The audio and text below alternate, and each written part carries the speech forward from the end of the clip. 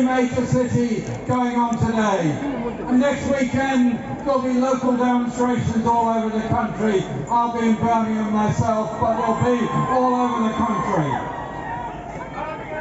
Thousands and thousands of people have been killed because they're Palestinians by the Israeli occupying forces, and ever since this disgraceful and enormous bombardment of Gaza began in October. But there are many who suffered long before that as well.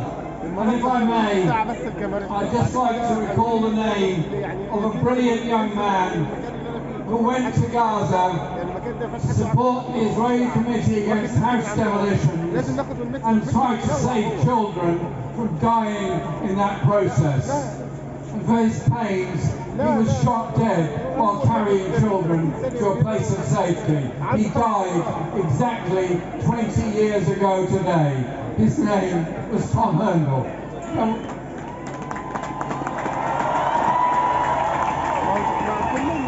People like Tom and so many others should never be forgotten in this awful carnage that we're witnessing at the present time.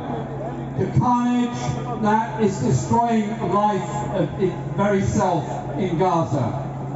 And as you know, this week, South Africa, which suffered so grievously under apartheid, have repaid the world for their solidarity against apartheid by showing their solidarity with the people of Palestine.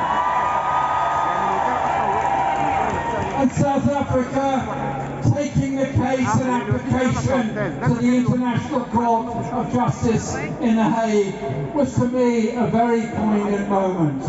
I was there in the court, listening with pride to the way in which South Africa and all of its representatives presented the most brilliant, logical, legal, compelling case to say that the attack on the collective population of Gaza, the expulsion of the people of Gaza from their homes, the destruction of their homes, their schools, their hospitals, and everything else amounts to the crime of genocide under the International Convention. It's now up to the judges, the International Court of Justice judges, to decide on that case.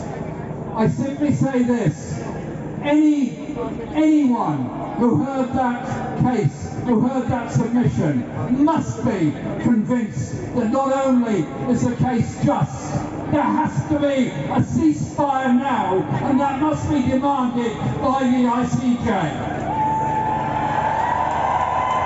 I will also say this: the attacks on Gaza, 70% of the homes destroyed, the schools, the hospitals, and now more people dying from wholly preventable conditions because of starvation, of dehydration, and of diarrhea, and all these preventable conditions brought about by the destruction of normal life. 1 million people corralled into a small area around Rafah trying to survive. The ceasefire must happen. Justice must prevail. But it's not brought about by bombardment of Yemen, extending the war into Lebanon, the Red Sea, or anywhere else.